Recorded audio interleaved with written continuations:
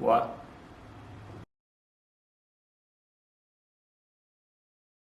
Do you like my Foghorn Leghorn shirt? Thanks, man. I like it.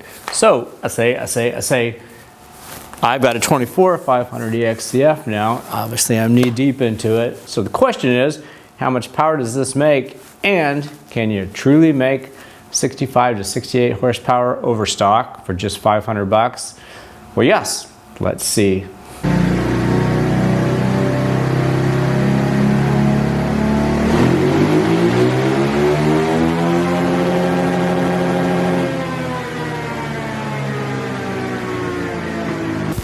So as my really fat neighbor likes to say, well, hell.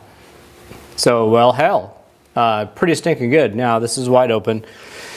Look, that's why you can say it's a true 65 horsepower game, because stock, you're dead, right? You're done at 9,700 RPM. And here, just past it, when the other one's dead, well, that's 65.1. So I guess that's true. If you want to go tops to tops, well, then you're more into the 23 range, which is pretty spectacular.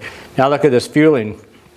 Here's stock, 14s. It tries its best to hold its 14s on the lean side, and then look at us, 13, you're right, 12.8 to 13 everywhere that you go along. So you can't fight spectacularness. We did lean up just a bit here, 13.6. Why? Well, because you don't need as much fuel once you pass peak torque. Now let's do a run in 5th and 6th gear just for giggles and turds.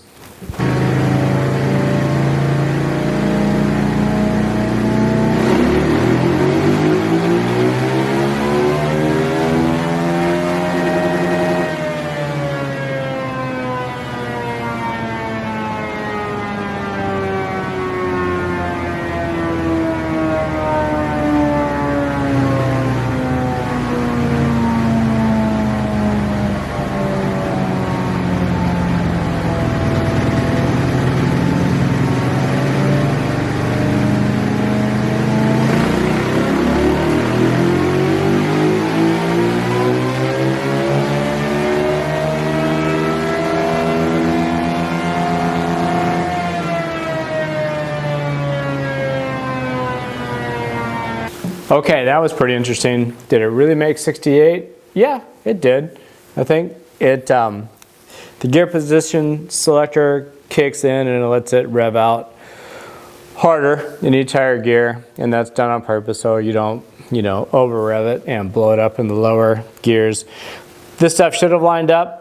The reason that it didn't was because these runs are RPM based and the dyno is speed based on the pickup. So it would look a little bit different if we line these up, and I'll show you that on next video just for fun. But it is interesting to see how the gear position selector changes things slightly. So if, somebody says, well, we got 68 horsepower and they only got 65, it just depends on what gear you want to show. And you can manipulate the dyno past that to kind of change things around all you want.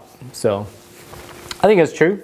Let's talk about what it took to do this.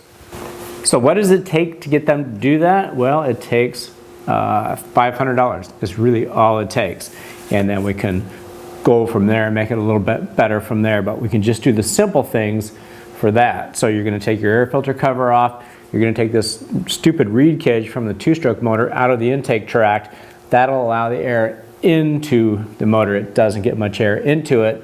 Everything starts there. Then we're going to take the constrictive end cap off and we're going to put on our better end cap that we make here. Free flowing end cap, work as good as any aftermarket muffler. Won't burn the turn signals.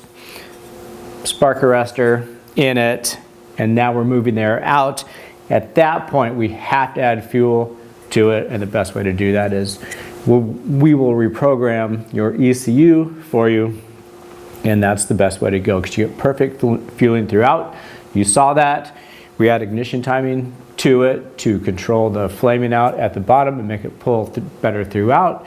We raised the RPM ceiling, which is how you saw that 65 horsepower. Ours kept going when the stock one petered off, and we lower the temperature that the fan comes on, so it comes on a bit sooner and the bike has less chance to overheat.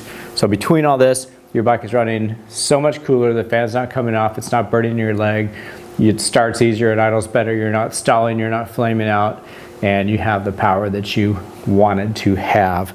This is your minimum stuff. So go to Best Dual Sport Bikes, go to Power Bundles, get the simple stuff, or we can set you up with a little bit better power bundle. Talk about that next video. Thank you for watching. I hope you have a great day.